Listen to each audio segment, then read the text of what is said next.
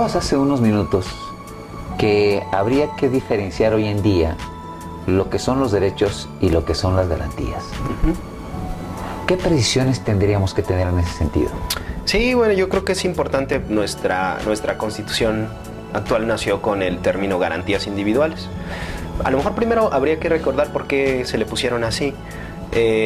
Los constituyentes de la época, me parece que de buena fe decían, lo más importante de los derechos es que se garanticen, Claro. que en realidad sean efectivos, que se cumplan, entonces se le ponen garantías, bajo una tradición también que ya venía de los franceses, y se le ponen garantías individuales porque también antes pensábamos que los derechos solamente eran individuales. Sí. Ahora nosotros pues afirmamos categóricamente pues que también son colectivos, Sí. como la vivienda, como la educación, como el trabajo, derechos sociales.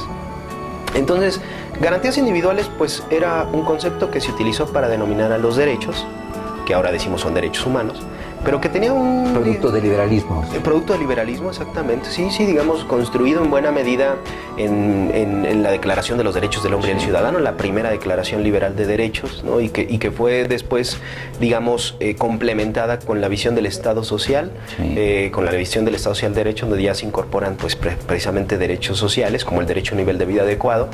Y entonces esta idea de garantías individuales, pues muchos la criticaron durante décadas diciendo que el término era impreciso, porque que ni eran garantías ni eran individuales. No eran garantías porque no eran precisamente mecanismos para hacer efectivos los derechos, y tampoco eran individuales únicamente, sino también colectivos estos derechos.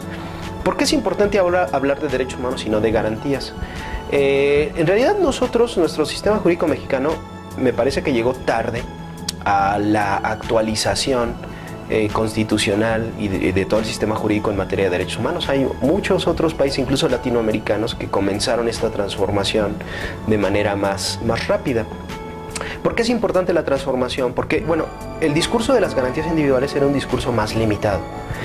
Hablar de garantías individuales equivalía fundamentalmente a hablar de derechos reconocidos en el texto constitucional, sin la expansión de la que hablábamos hace un rato, ¿no?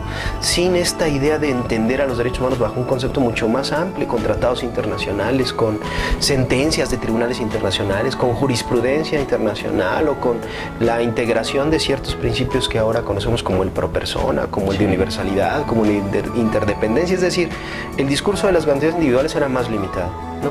El discurso de los derechos humanos es más proteccionista, es más garantista, tiene un enfoque más claro en la protección de la dignidad de las personas, y sobre todo en lo que debe hacer el Estado para garantizar, ahora sí garantizar estos derechos. Hacerlos efectivos, materializarlos en la realidad. Efectivamente, ¿no? Porque cuando se comenzó a hablar de derechos humanos se decía mucho, pues es que son derechos de papel, solamente estaban ahí.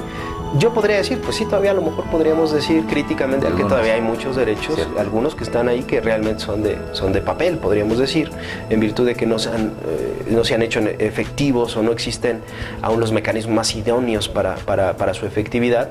Pero sin embargo, bueno, sería innegable decir que ahora vivimos otra ruta de comprensión y de efectividad de los derechos.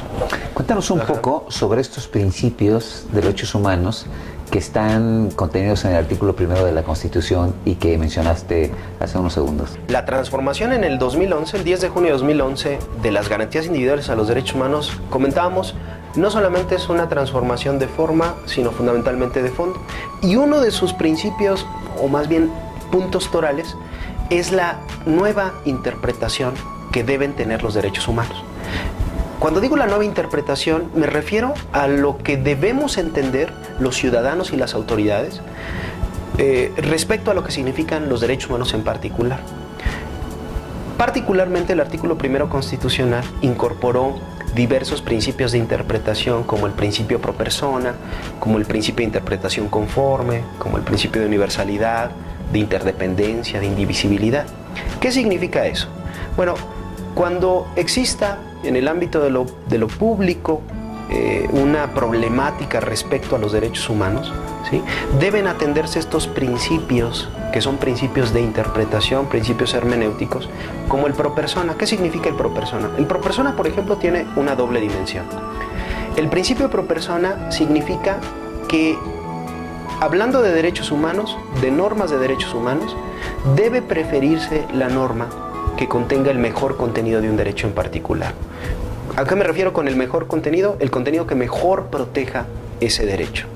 Es decir, por ejemplo, un juez que dicta una sentencia, que tenga frente a sí elementos obligatorios como un tratado internacional, la propia Constitución y una ley estatal, el juez, bajo este principio, pues tiene la obligación de encontrar el mejor contenido del derecho donde esté, en el tratado internacional, en la Constitución, en la ley estatal, por ejemplo, y aplicar ese contenido. ¿Sí? Ese es un principio obligatorio de interpretación de los derechos humanos, y esa es la primera dimensión, es una preferencia de normas, ¿no? Quien tiene frente a sí varias normas que reconocen un derecho en particular, debe preferir la que mejor reconozca ese derecho. Pero también es una preferencia interpretativa, es decir, una norma jurídica, una misma norma, un tratado internacional, por ejemplo, pudiera tener diversas interpretaciones. ¿Cuál es la que va a preferir? Por ejemplo, ese juez que va a dictar una sentencia, pues va a preferir la mejor interpretación, y la mejor va a ser la que mejor reconozca los derechos de las personas. Ese, por ejemplo, es el principio pro persona. El principio de interpretación conforme. El principio de interpretación conforme quiere decir que las normas relativas a derechos humanos en México deben interpretarse conforme a lo que dice la Constitución, pero también conforme a lo que dice todo el derecho internacional de los derechos humanos. ¿Sí? Y entonces nosotros ya tenemos una protección mayor, ¿no?, en el derecho internacional, como habíamos hablado hace un rato con los tratados internacionales.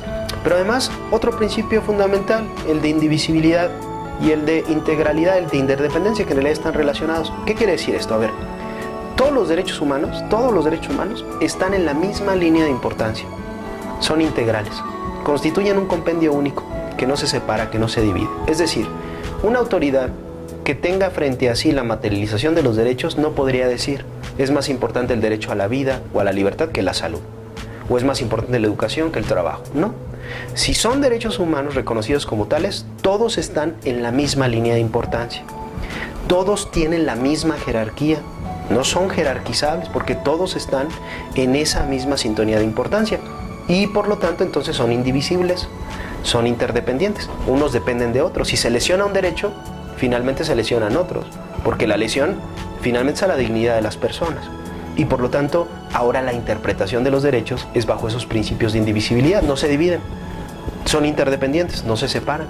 Unos dependen de otros, se pueden ponderar. Ese es un tema particular muy importante, porque es verdad, muchas veces pueden entrar en conflicto, algunos dicen no propiamente los derechos, sino los intereses, ¿no?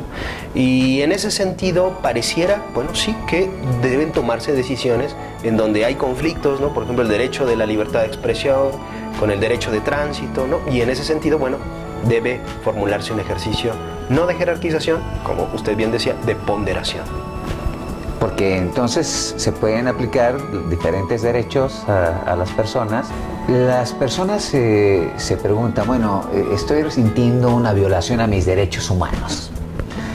Es algo incluso que surge de manera instintiva, hasta de sentido común, cuando alguien siente un determinado agravio. ¿Qué tiene que hacer una persona? ¿Cuáles son los órganos que protegen los derechos humanos de las personas? Y esto es muy importante decirlo. Los derechos humanos, como dijo los que crearon la Declaración de los Derechos del Hombre y del Ciudadano, los derechos humanos se sienten, digamos, cuando alguna persona le vulnera su dignidad, la persona lo resiente y no necesita saber el contenido de la Constitución, ¿no? No tenemos, por supuesto, la técnica, ¿no? Pero sí nosotros sentimos cuando somos ofendidos en nuestra dignidad. Y las personas, cuando resienten esa vulneración, pues tienen varios mecanismos a los que pueden acudir. Primeramente habría que decir, ¿no?, en términos jurídicos, únicamente quien puede garantizar los derechos humanos es el Estado. Únicamente, ¿no? La garantía está frente, precisamente, y ahí está la responsabilidad al Estado. Entonces, en principio, nosotros tendríamos que tener en cuenta e identificar cuáles son las instituciones del Estado, las instituciones públicas que protegen, que defienden los derechos humanos, ¿no? Y en ese sentido, lo podemos dejar antes de pasar al otro bloque, podríamos dejar claro que son instituciones jurisdiccionales.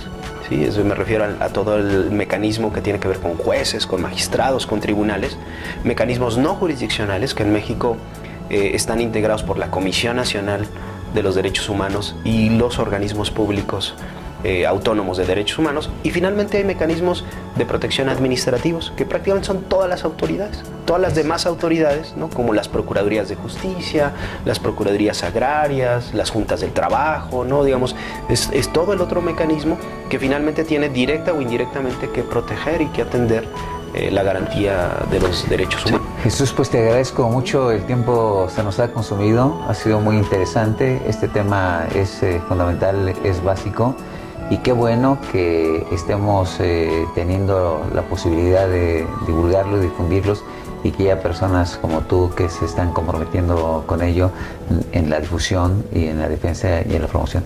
Te agradezco mucho que nos hayas recibido. No tiene que agradecer, con mucho gusto, y vivimos un momento histórico muy importante en el que o los derechos humanos se consolidan, la protección a los mismos, o se debilitan. Digamos, no es cualquier momento el que vivimos ahora. Han pasado muchas cosas, como la constitucionalización de los mismos de la que hablábamos.